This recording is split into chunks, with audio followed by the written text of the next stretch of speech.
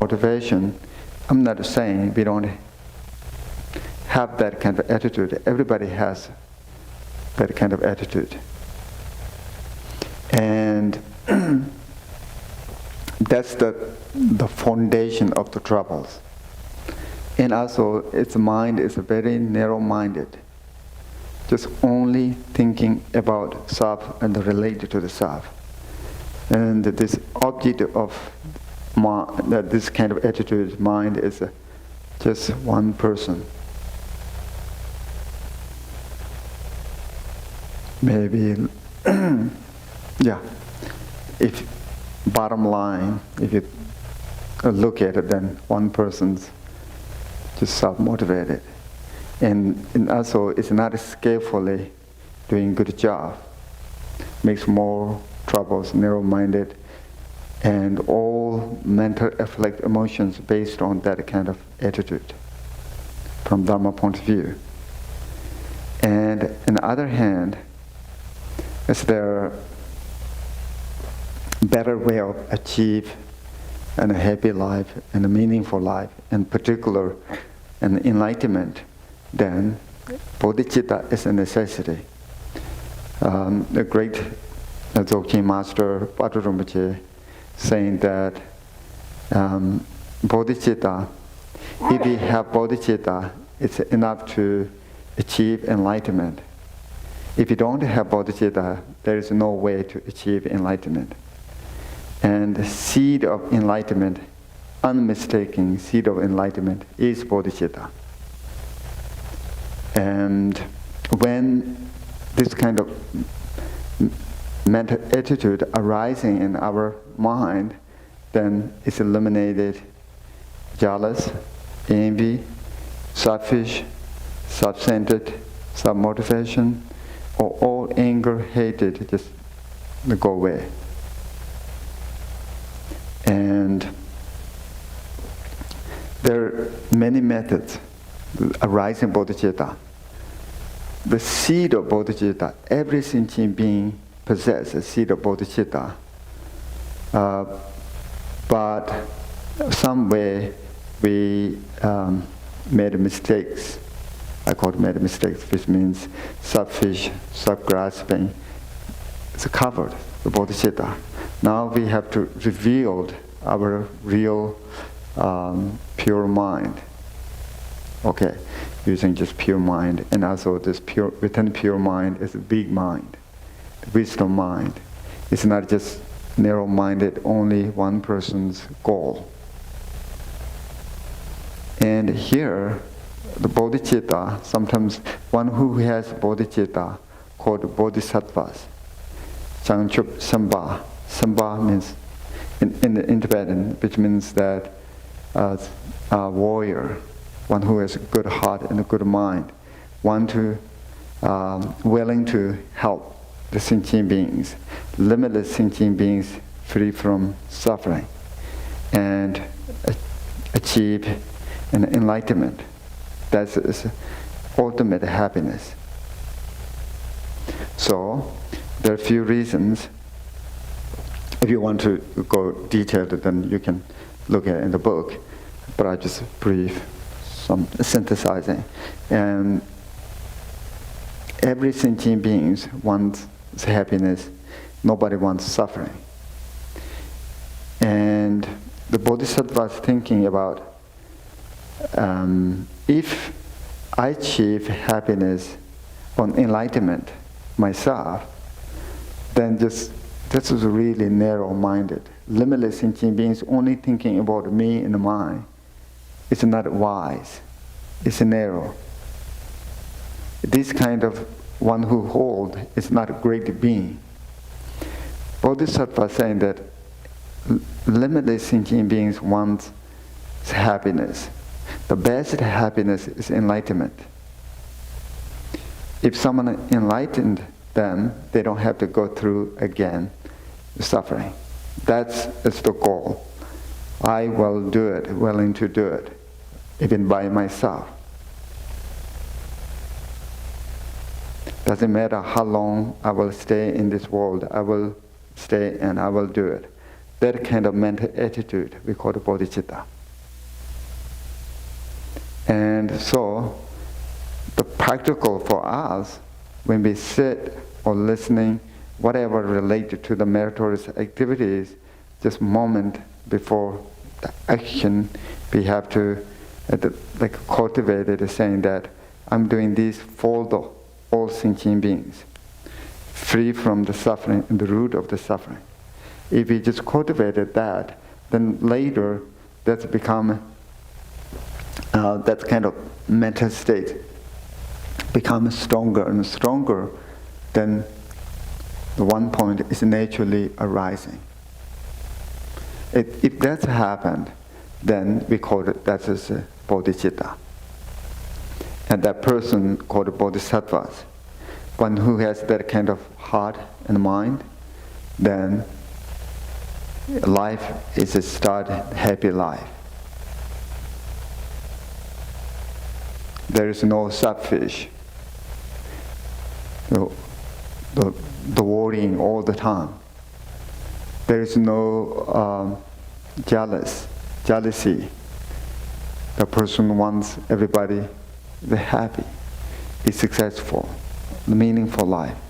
And the one who has that kind of mind is soft and gentle and compassionate. The seed of peace, seed of all world peace. It's not just human, that kind of person doesn't want to hurt anyone, even insects, animals, and so forth. Then that kind of mental attitude is what we call bodhicitta. That is still aspiration of bodhicitta. And it's not that complicated. We have to have cultivating that kind of mind. That it's a little bit harder to application of bodhicitta. That means that just not only making aspiration, we have to work with it. Generosity practice, discipline practice, exertion practice, joyful exertion practice, and meditation, and patience practice, and prajna. This is related to all 6 parameters.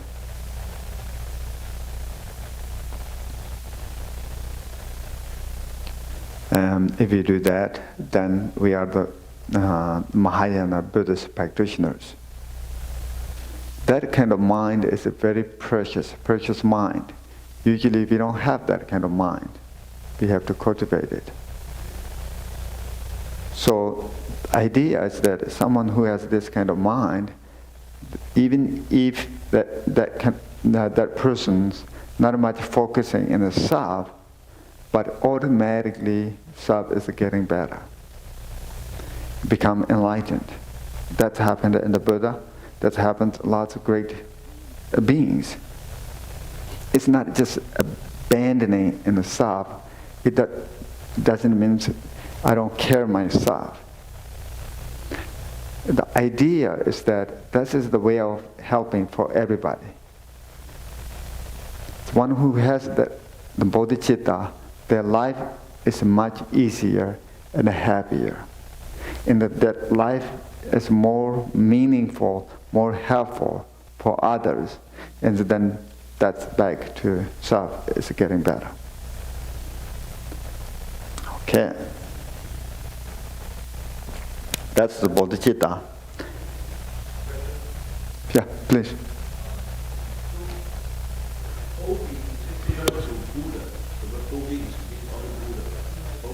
Yeah, bodhi is enlightenment. Yeah, but the root is same. Okay, I think it's the same word, right? Buddha and bodhi. Bodhicitta means the Buddha's mind. Yeah. And then you say cultivating the bodhicitta. So actually, bodhicitta is within us. We just have to recognize it. So, but still, we have to cultivate, to work to have bodhicitta. But it's actually born with us. Everyone has that. Right? Everybody has the bodhicitta already. is what we have the Buddha nature. Buddha nature is the bodhicitta also, right? I think a little bit different here. Bodhicitta is more related to the mental state that we have to cultivate it. We do have a seed of Buddha nature, but every sentient being has Buddha nature. If the subfish, the person has a Buddha nature, and any horrible being has Buddha nature, it doesn't mean that that person has bodhicitta. Bodhicitta, practical way if you're doing this, is that when you just listening Dharma teachings or meditating and whatever you are doing, the motivation is we have to just few minutes to think about it, Or I'm sitting here meditating for 10 minutes for all sentient beings. Or even if you eat the food, this is a Mahayana's path. The Mahayana path has lots of method.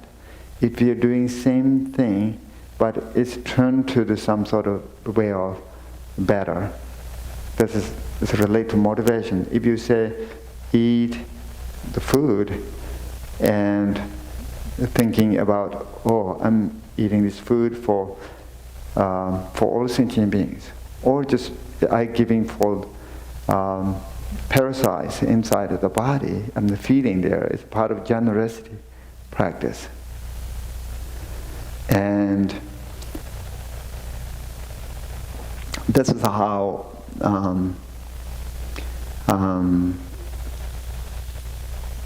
it works. Different way of doing it. Doing exactly the same thing, but motivation, purpose is different. If you just like eating food, if you just nothing think about it, just eat. Or I'm eating this for something. It's different. Yeah, you are sitting for something. It's different.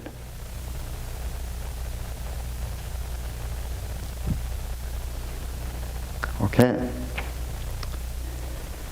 Then four measurables and so forth. I can read this. Bodhicitta and the compassion. At the page 68. Bodhicitta may be translated as awakened heart. The person whose heart is awakened, which to achieve enlightenment for the benefit of others. Great beings who have realized bodhicitta are called bodhisattvas. The bodhisattva ideal is that understanding motivation, underlying the motivation of practitioners of Mahayana Buddhism.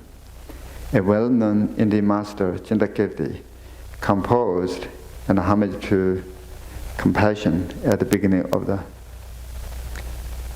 Madhyamaka Avatara. Is a very famous text. As all schools of Tibetan Buddhism study this text. Entering the middle way, in which he said that Buddha are born from bodhisattvas. Bodhisattvas are born from bodhicitta. The bodhicitta is born from compassion. In other words, we begin with the compassion. The compassion is the cause of the bodhicitta. When we witness the trouble of other beings, especially when we realize that they suffer because of their confusion about the true nature of reality, we feel compassion. The attitude of compassion is soft, gentle, and caring toward sentient beings. It seems they're pain very clearly and wishes to do something to ease it.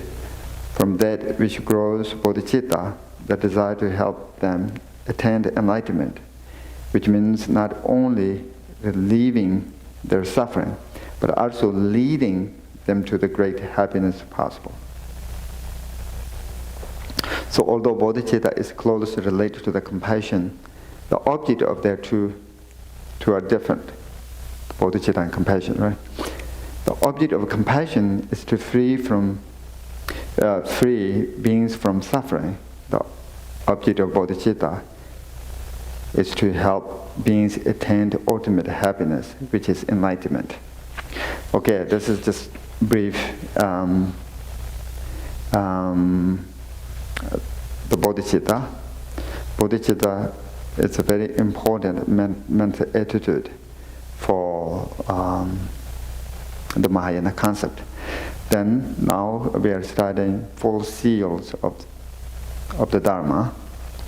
And here, of course, these 4 seals of the Dharma, we can find any places. It's related to the nature of reality. But we have to realize these 4 seals of the Dharma: impermanence, multiplicity, suffering, and emptiness. That's how I described 4 seals of the Dharma. And so I use lots of examples here. Then you can use your life as an example. And lots of traditional the teachings to realize impermanence, looking for seasons. It's always changing. I look at history of the country or history of the Dharma and history of the human beings. Then we will have better understand. But general to realize impermanence, it's not hard. It's just changing all the time. But subtle to understand impermanence, it's not that easy. And we always have hold the permanent view of self. Think about it, from birth to until now. Just thinking about me. One person. Some way it's just one person, me, right? But if you carefully think about it, it's different. When you were 10 years old, 20 years old, 30 years old, whatever it takes this. It's a long journey. It's not exactly the same. Even this morning until now, it's always changing. It's not only the one's own life. Every phenomenon is momentarily changing.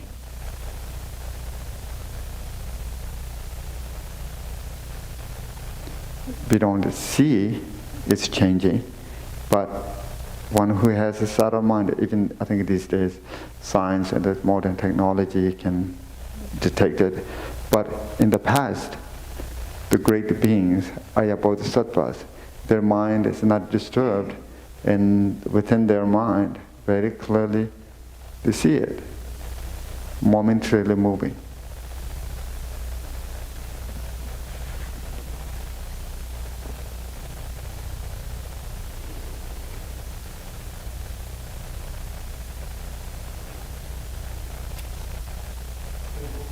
Oh, yeah.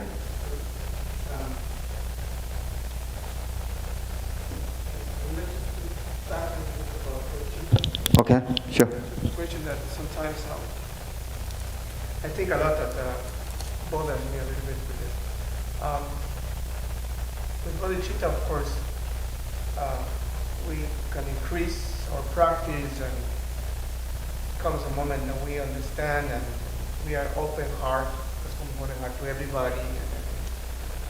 But how can we really practically, in real life, can we help others? Because we can pray and we can make the prayers in the morning, but sometimes we deal with people that is very negative. And they're not only they are not Buddhist or they are not Dharma, but they are even probably atheist or Catholic or whatever.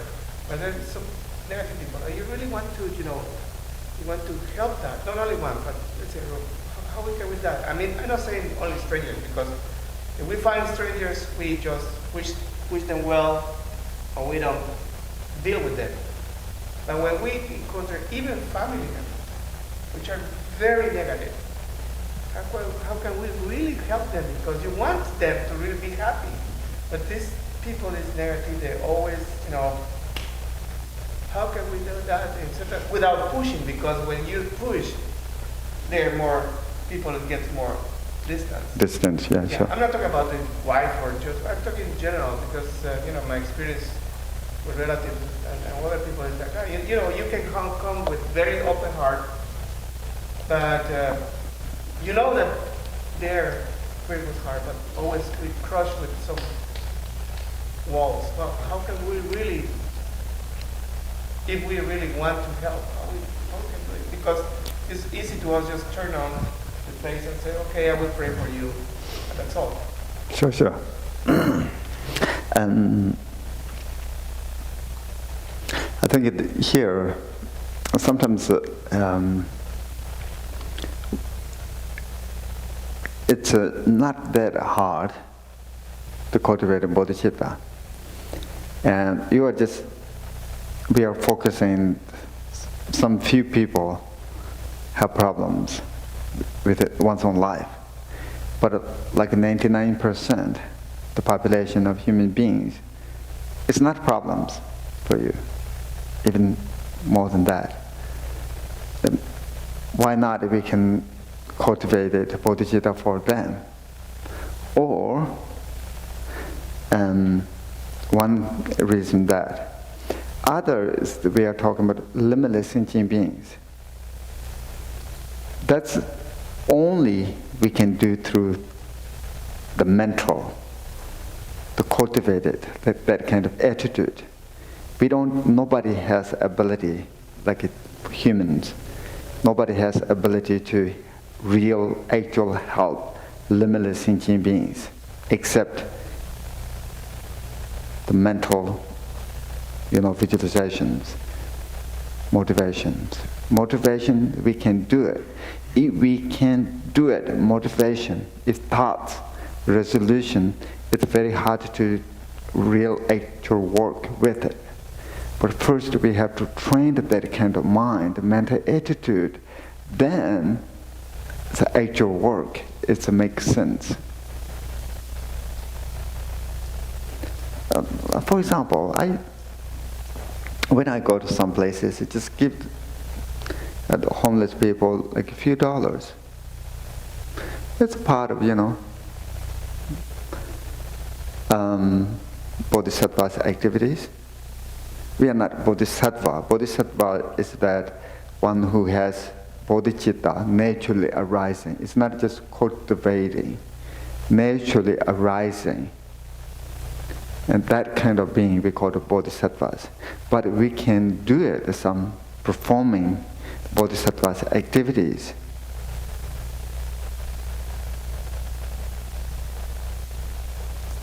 When you're driving and the sea or cross the road or bridge, just wish how many, people go through this every day, which they're wow. Something like that. It's practical. We can do it. That is not hard. Or when you see the red light, you can do mindfulness practice at the same time. Some people is just frustrated. It may be patience practice. A little bit patience practice.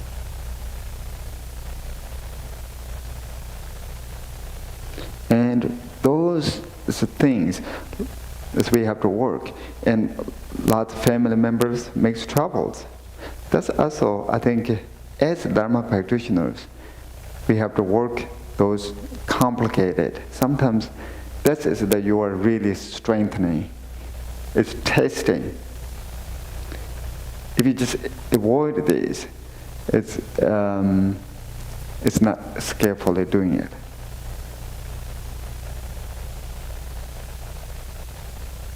Yeah. There's those as Dharma practitioners, we have to work with complicated situations.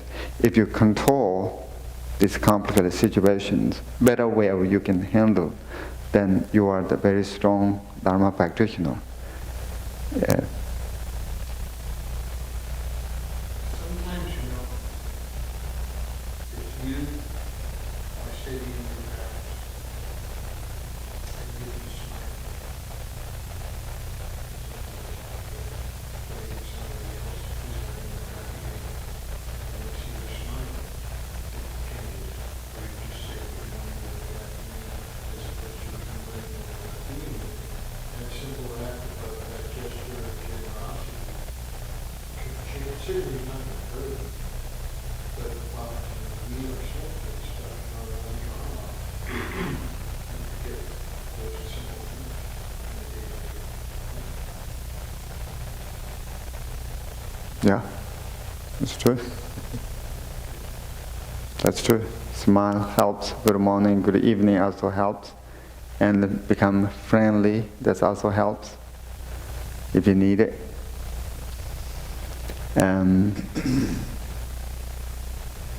Yeah, sometimes you just sit and have very nice conversation. Sometimes frustrated, but still you're engaging. So it's it's strengthening too. That's I do a lot. Spend hours. And yeah, I think it works. It works. And yeah, this is a bodhicitta. Impermanence. Sometimes impermanence is very, very helpful. And if you have very rough day, but the goodness is that impermanence is going to change and not stay there all the time. And also when you have a good something, doing well, don't be arrogant, and also it's not always stay there. It's some sort of training for us. Impermanence. Okay. Yeah, teachers. And something, the impermanence actually is like the stock exchange. The fortune and then the disasters, the good and the bad is come together. Good and bad, bad and good. So that's, life is like that. Yeah, life is not always good, the bad, good. But what we have to know is that life is not just one way. It's always changing. The best way, we have to go with it, not stuck. Lots of people are just fighting in the past. And holding on, and even the wars, it's big things, they're stuck in the past, something, In the individual's life is similar, they're stuck in the past. And the family problems, sometimes if you are outside of this situation, then small things, it's like balls move. It's a mixed argument. Someone's here, the other's here. It's silly, but this is not only here. The back, there are some things happening. And so, if you know really impermanent, then we can learn something. It's not made by Buddha and anybody. It is reality. Okay. How do you think about the fate chart? Like in Chinese, they also have to write your whole life, day by day, luck, and the fate. The luckiness, the bad thing. Using your birthday, the birthday is time, and they have the astrology can count your whole life everything in your life. When you die, when you get married, I mean, all those. Oh, prediction? I mean, divination, and actually they have a very good system, although Tibet they also have those fate or your life chart, you know. So that may be a good reference to know about your fate, you know. It's a secret of your karmic pattern. Faith? Yeah, your fate. Fate. Destiny. I mean, about your own life. I mean, from the birthday in count. I mean, when you die, how much money you have, how many wives you have, how many children you have, when they die, all that. You don't know that? I mean, you have that, but you know, but if you think people are making money to charge you, it's not as accurate, you know. But there in a computer, there are actually some charts already, you know, amazing. Just by yourself can tell all your family partners' fate from time to time. Sure. How do you think about that? Is it okay to use it? I mean, in Tibet Buddhism, it's allowed to use it, but in the Mahayana, I mean, Buddha discourage the Buddhists to do that, you know, somehow.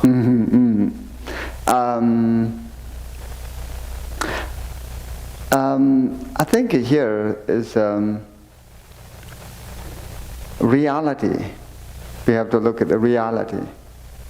And divination, we do have and predicted the futures, but it's not always go that directions. Yeah, if you go to the restaurant or Chinatown, in restaurant there, you know, piece of paper saying many things, fortune cookies. Yeah. It costs a lot of money to do that, you know. Yeah, a few days ago I went to their restaurant and on the table it's saying lots of good things. Those are basic things. Those make sense, ideal. I mean, like the zodiac, like the Virgin zodiac, you know, something like that. And here, take it as impermanent. The best, if you can,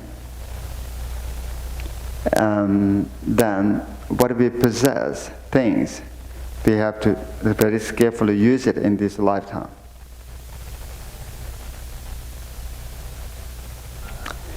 If you have money and whatever you have to use a good way in this lifetime. If you can. Many people, we have patterns saying that just saving, work very hard and saving. When we need it, then I will use it. When we need it, then I will use it. A lot of times that make mistakes. And this debt comes suddenly, we don't know, and then all our work is gone. Those we have to learn if you can. And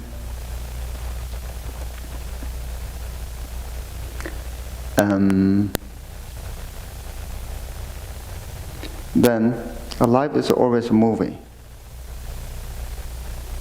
Even 10 minutes, if you think about it, it's just change all the time.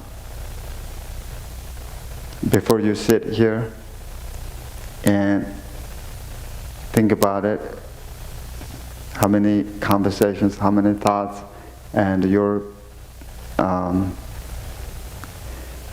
location where you're standing or sitting or so forth, it's always changing. Nobody can stop this. And other, I'm not scaring you, but that's the reality. If we accept it or not, it doesn't change. This is how way things are, relative point of view. If we realize that, then we can control a lot bad situations. It's not makes worse in our life when it comes. It's always with us. And it's with us, this body, and it's with us in our mind. Always just changing. That's what we call impermanence.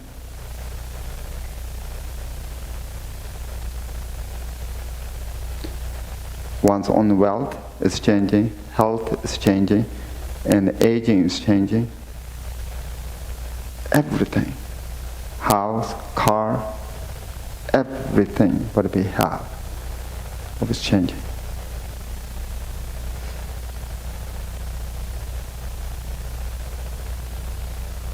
Then, here saying that what we value of our life, or essence of life, happiness, need happiness. And there's some, if you realize, emptiness, and it's impermanence. It's a wisdom. Okay.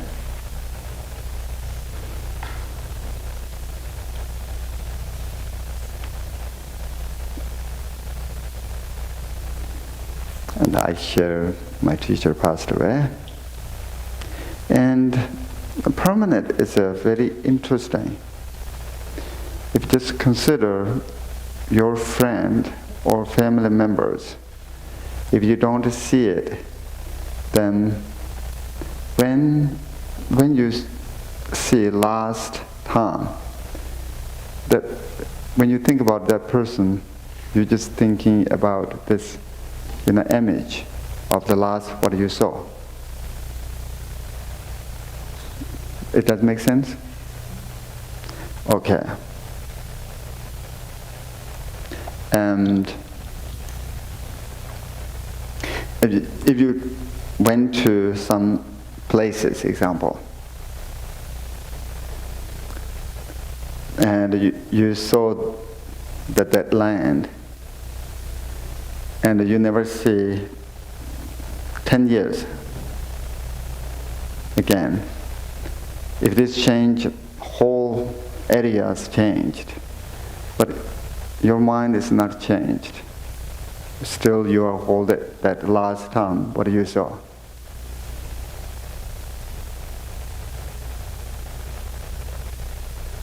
That's we hold a permanent view. That's happening in our life. When people have hard time with parents when they were teenagers, they're just fighting that kind of mental image.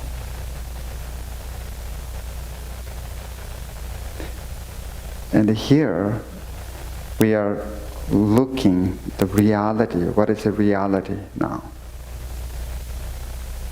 It's changed a lot. Then to recognize, just go with it. Even if we don't want to go with it, but we don't have power to control. The best way is go with it and accept, go with it. That's just the way of resolving problems.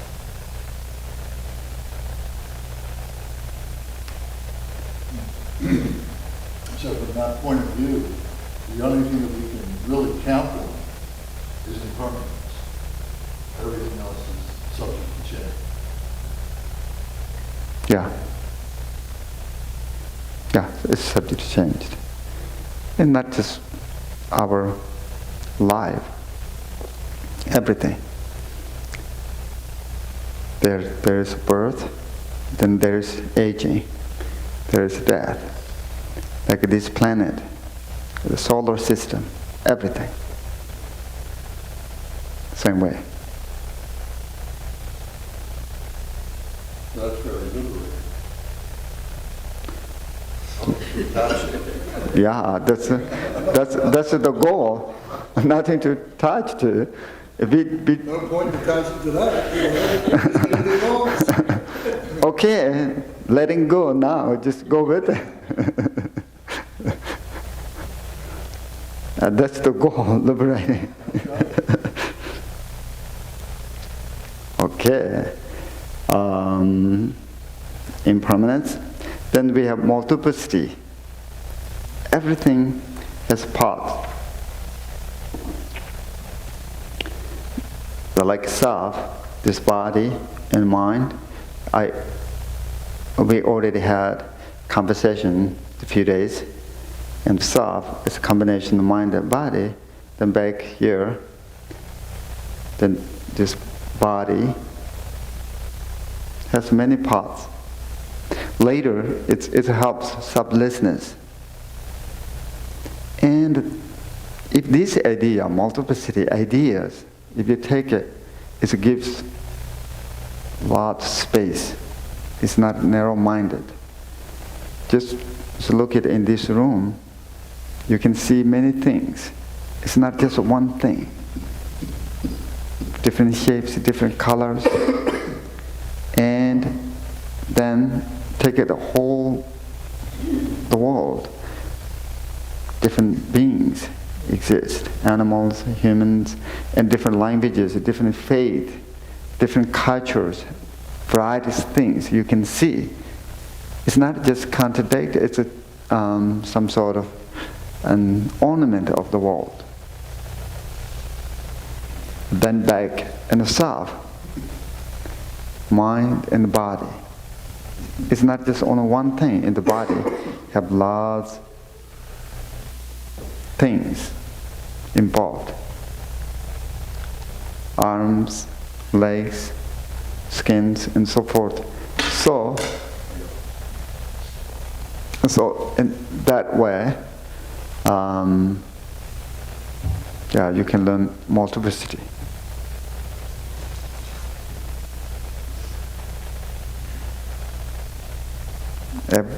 Every phenomena, there are lots of things involved.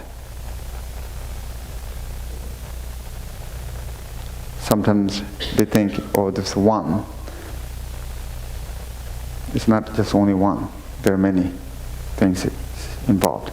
Here, just five skandhas. Form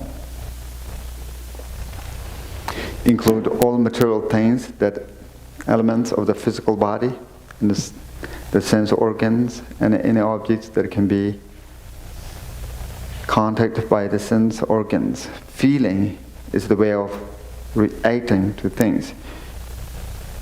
You perceive with your senses, generally it's feeling.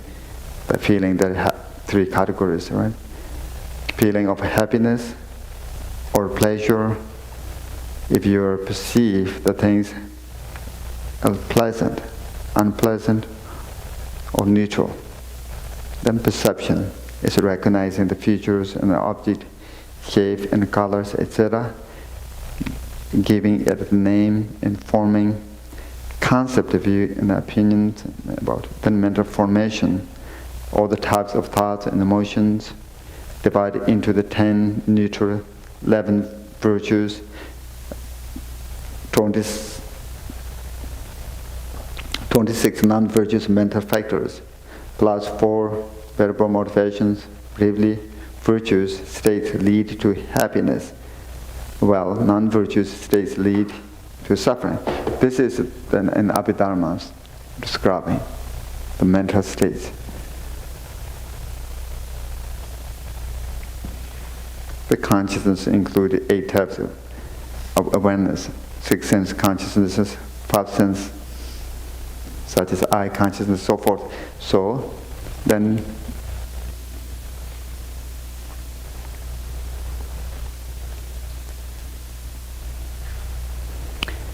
okay, I'm not going to the whole, but you can see multiplicity.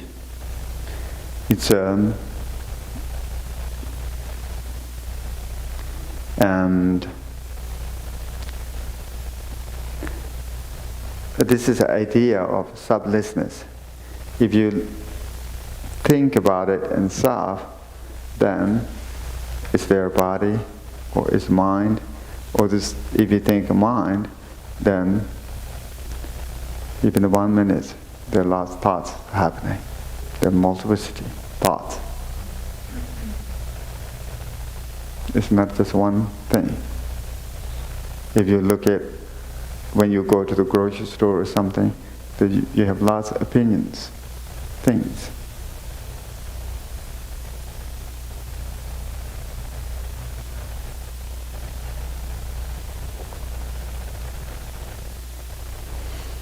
and self. Yeah, please. Question. May I forward to the future a little bit? There's a subject by this one scientist. He said that it's called, the book is called Singularity is Near. The reason I saw you use the word singularity, singular. Yeah. There's one book called Singularity is Near. So the prediction is that by 2030, Okay. most of human will be integrated with machine. And you can see that now. You see prosthetic, smart prosthetic, organ transplant, but more than that, the brain can be regrow so that you can have bionic vision, like that. So then and more and more people are accepting that fact that we have to merge with machines. Okay. Because kind of reaching our limitations. And then back to the present here, I have a friend whose daughter just received a new heart. Okay. And when the daughter wake up from the surgery, she found out that she had a new heart, and then she got scared because there's somebody in her body. You know, Sure, without sure. a heart, she was really scared. And then relating to that subject is also, I heard that there's a cellular level of consciousness, meaning the organ has its own memory. Sometimes the person who received the organ take up the personality of the person who donated it. Yeah, I heard. Yeah. So then the idea that we have a single person is now forever challenged. We no longer see as one person. It's either machine or somebody else in here. You know? Oh, okay. Yeah, some other persons are controlled someone's body. It's a lot. In the spiritual world, have an oracle, you know. This is an idea. It's other beings are controlled using others' body. And your case is this organ donors, so the heart transplant. It's a little bit hard to how we can describe. And in the Buddhist point of view, maybe that first person who died, I don't think so. It's not died, but this is just my guess here. And our mind work with these organs. Organs use it, then previous what called donors organs. Maybe it's still, the function is similar, like the car. If you use machine, it is the machines. If you put it in a new car, then also it's still some, if you have problems or whatever, it's doing similar function, and it's carrying others' personalities. You should not carry characters of that person, right? Yeah. It's the same, it's not affected. Not, I think, 100% the same, but some patterns is carrying, right? Yeah. For example, I have a cornea transplant, and I was told it was in 1995. When I went to the doctor told me that I was needed to transplant. So I had to wait, and suddenly one day, in less than 4 days, I had a call from the hospital, and they told me that I have to be exactly in just the next 6 hours at the hospital to prepare Oh, okay. for surgery. What I found out is that the same day in the morning, because no, it wasn't my surgery was in the morning. So the previous night, around in the afternoon, I was trying to know who was this person. And this person was from here, from the United States. And he was a white guy. He died playing basketball. And he had it seems that he had a heart attack or something. So, because he had a donor, Right. they took the cornea immediately, they put it in a special metal box, and they went through the list, and they sent it to Guatemala. Because I was in Guatemala, I was not. Right. So, the surgery took 2 hours. So when I wake up, well, I wasn't aware, but I mean. Sure. And then the process to the recovery was like 2 months, and I had to wait that the cornea was not going to be rejected. But in that sense, I never occurs to me again that I have someone else, an organ from someone else. For me, it's my eyes, and it's part of me now. So no, but my point is that if everything is impermanent and this is only flesh, why am I going to be bothered for others' organs in my body when the principal and the main thing is the mind? In that case, what Hao is saying that probably what worries me more, I'm not concerned about receiving organs from everybody else because at the end we unify. What more concerning for me is this machine thing. Because now I have a lot of friends, they're talking about intelligence, what is intelligence? Artificial intelligence, and this and this. This is more concern for me. Because that means that the people they're putting more trust and confidence in the machines than their own feelings happen. I mean, consciousness, mind, feelings, good heart. This is more concerning. So where are we going? And what is going to be the future then of all these techniques, the mental technique? Because as I said, for organs, I don't bother.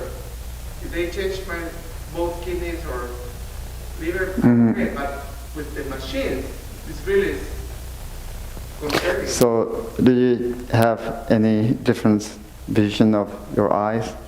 Yeah, well, it got better, but this is the other very interesting phenomenon. I have an illness called keratoconus. What that means is the keratoconus is, the corneas, we have it rounded, yes? But the keratoconus is exactly a cone. That means makes like a kind of, how do you say, this shape, like triangular shape. Yeah. The interesting thing is that my body, when this cornea was implanted, my body took over the new cornea. So the new cornea got the keratoconus. So my previous condition received the new cornea with no keratoconus at all, but my eye appropriate the new organ, and the new organ then it start to get got the keratoconus. So the thing is that this is not nobody knows why these preconditions coming from. They don't know if it's genetical. They don't know anything. It's like a very hard astigmatism. So the light is completely, when I see the light, or for example, from this distance, I see everything, but I cannot see your face. Oh, wow. Okay. I don't see, but. Yeah. So this is the problem. Yeah, sure. In terms of Dharma, my body appropriates something. I have no problem with that. As I said, the machine, just think about machines. This scares me a little bit. Oh, sure. This is interesting. Artificial intelligence. There's some they're saying that it's like a robot, right? but it's implanted in your brain. Right. Some people have impaired vision. The scientists can artificially induce, create a nerve Right. like that. So then now it's challenging our notion of impermanence because everything is so like plug and play. You need this part, you plug new one in. They say that by the end of this century, they can eliminate that. Okay, not easy. Yeah. Dead. You don't even die. Eliminate die. Yeah. I see. I mean, that's the same. Sure. If they can't die, that's I think. These are projections, these are scientific projections. Yeah, that they might happen. go like that. But they're doing it a lot in experience and research. No, I know they're doing it to some extent, but I think we have talked about interdependent where we already part of the machine. You're wearing glasses. You take your glasses out, you can't see. Right? You're driving a car. Your hand, your fingers are feeling it, you're driving it. Your teeth, how many implants you have, how many things. You're already dependent on that. Other things. So you're part and parcel of this samsaric universe. So then Nobody can talk about the subconscious and the consciousness, the permanent state, that nobody can really define that. Right. You may say these are scientific progressions and artificial intelligence. You can visualize, the Yamataka meditation and wear a helmet and do the whole practice, right? In the future, you don't have to have the physical armor. You can just sit there and do all but these are all So what I'm saying is that the idea of multiplicity will be clearer, or because of that, it challenged our notion of impermanence. Yeah, that's because it's either way now. I think here, in the teachings describing some sort of limitless the power. That's one. The power of Buddha is limitless. Power of Buddha. Power of mantra is I think the terms incomprehensible. And the power of substance. This is related to the robots and other things. Power of substance is also incomprehensible. I think it's a lot of things is possible through using those technologies. But some, I think, teachers mentioned that robot has intelligence, but it doesn't have wisdom, which means that they can make something, doing something, but they don't know when they're going to use. If you use this, then it's in the future result, what's going to happen. It's good or bad. And probably that's it. It's for me, it makes sense. The human, we have wisdoms saying that if I do this, then maybe 100 years, or maybe something future, maybe it's helpful or harmful something. I think a robot and those artificial intelligence, they don't know this. They says, they don't have wisdom. This is this new way of distinguishing between humans and artificial intelligence. Yeah, I think it's very subtle because you tend to think about it when religion is saying you can press a button and say, invoke my compassion. And you just press a button in your body and invoke conscious compassion. Can a machine do that? Well, they can program the compassion, though. They can. You're somebody, you're bionic, say you're half bionic. I think what my understanding is that there are certain virtues that are put across. You just cannot create bionically. It is an innate subconscious consciousness where when you talk about bodhicitta and compassion, well, it comes as a human being. Even in human being, there's so many degrees, right? Somebody who passes a slaughterhouse, this is way of life. If a Christian goes past a slaughterhouse, he or she is raised that God created animals for human consumption. right? So he may pass the slaughterhouse, blood, and all this killing. And I'm not saying a Hindu or Buddhist is better, but if a Hindu or a Buddhist passes the slaughterhouse, he has this deep sense of this compassion, maybe deeper, because they believe in the karma and what the Buddha taught. Sure, but then think about how you get that value. That's inculcated into us.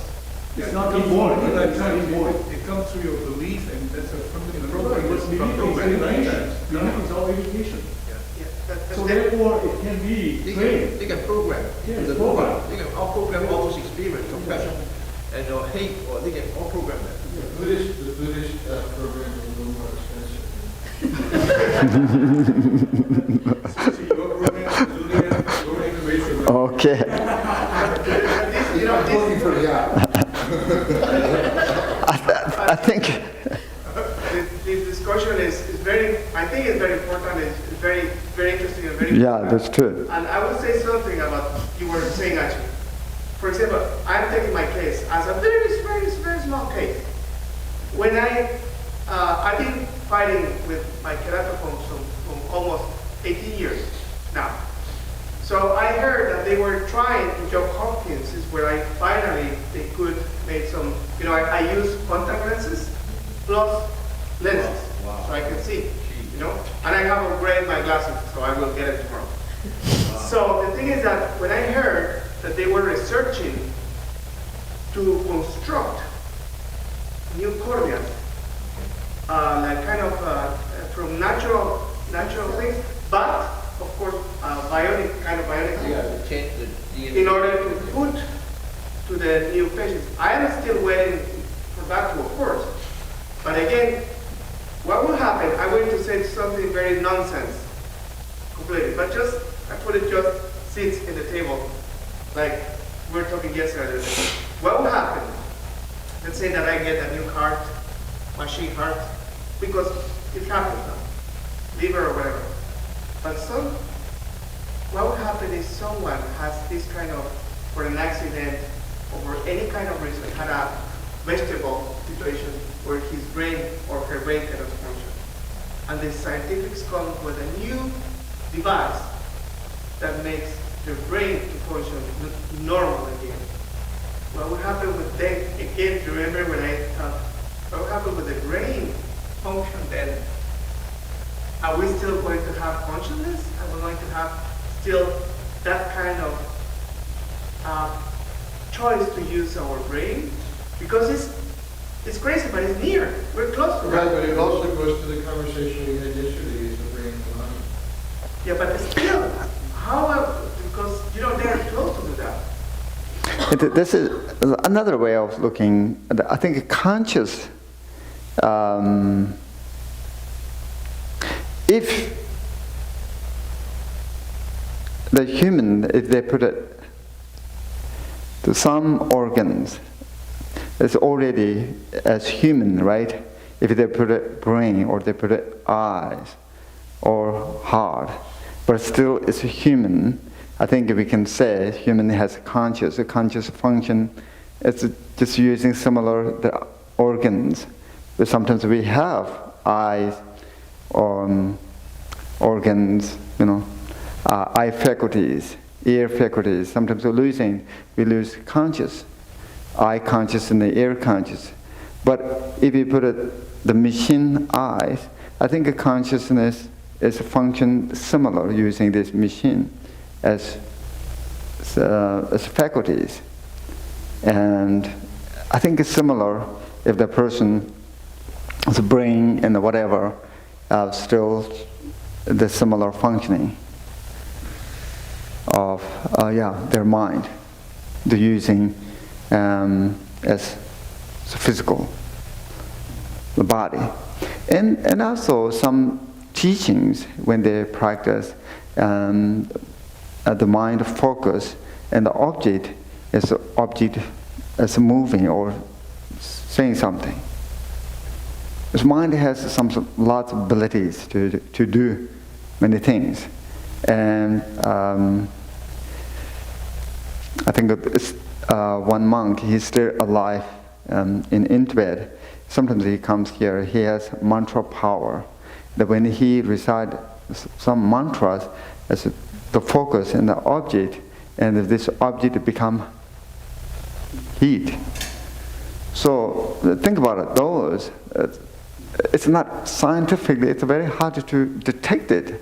He's not touching anything, there is no connections.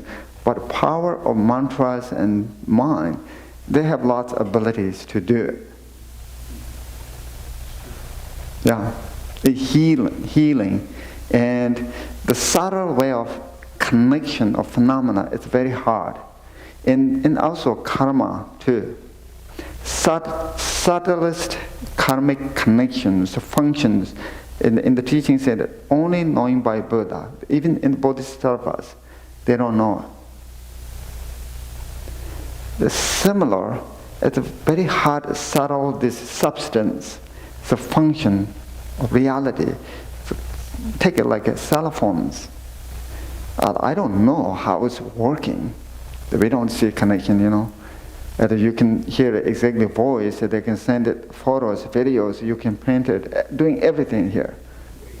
This is, wave, and how this, real, actual, this is going through some substance. Of course, they have the connections, definitely. You don't see it, but through. And subtle phenomena is fascinating. Okay, another phenomena, let's see. It's fascinating or boring. Seal of suffering. Suffering, Four Noble Truths, right? Suffering.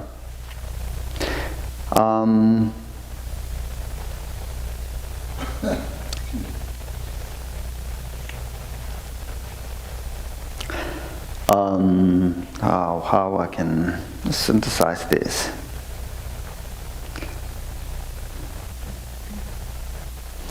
Okay, traditional sufferings related to the birth, old age, sickness, death. That's how described.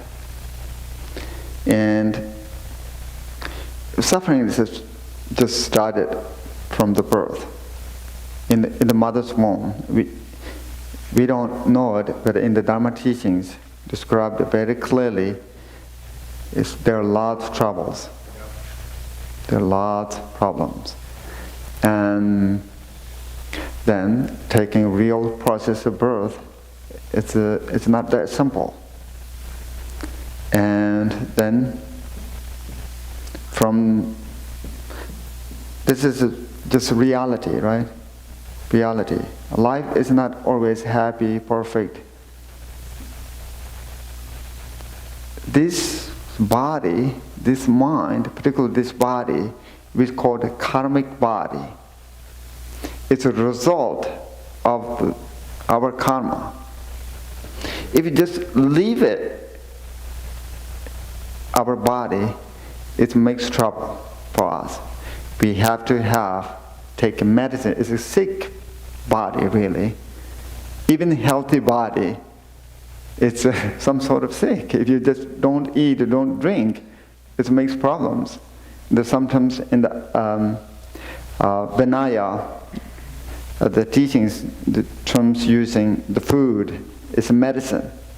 We have to take it. And as long as we have this corporeal body, it brings troubles.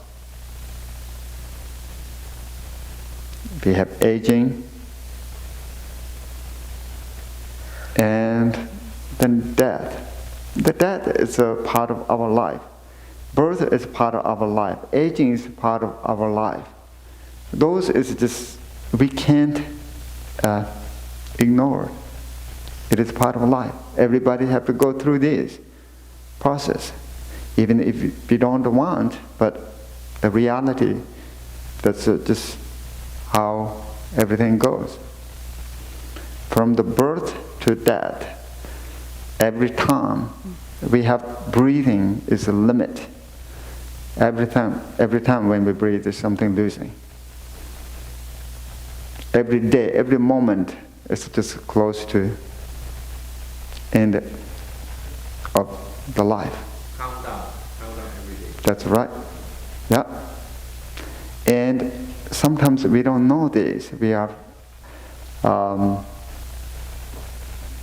doing many things, but later, if you look it back, it's not much valuable, not much helpful. So that's related to the body. And then sickness. Think about it, sickness. But here is that just we have to recognize those things, right? First recognize, and then mind. These days, people more mental suffering than physical. A lot of mental sufferings, particularly modern human lives, psychological big problems. And those we have to acknowledge and recognize. Then there is a path we can end of the suffering.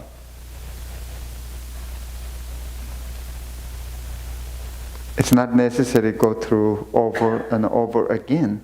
That's the goal for the Dharma practitioners. The end of the suffering, complete enlightenment.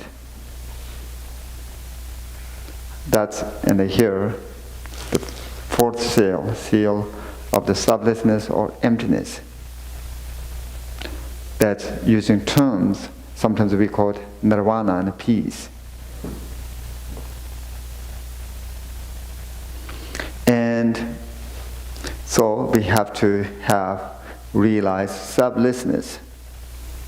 The self, we already have many times the conversation about the self, relative level of self, is that combination of mind and body, right? Mind and body put it together. Then we have sense of self. Then, I think we have to stop, right? A little bit. Yeah, I think so. Yeah. Yeah, a few things. The self, I think, I have to go through. Combination of mind and body, you already know that. That's a relative level of self. We don't investigate anything, just this whole body. It's called the body. We're not saying this hands, arms, and whatever. Just this body. In the mind, we are not dividing anything, just put it mind. This together called the self. That's a relative self based on these two things, we make a lot of mistakes. So now it's the end of the suffering is that exactly we have to know what it is. The truth, true nature of reality. That is the way of ending our suffering. There is no other way we can completely eliminate our troubles to peace. That's Buddha's taught a lot, emptiness, sublessness, emptiness, sublessness. And sometimes we call it as a profound. It's not that simple to recognize, understand. It takes a lot of effort, intelligent, and receiving lots of teachings and contemplate and meditate. It takes time. It's not that simple, easy to understand. And it's not that simple, just short something.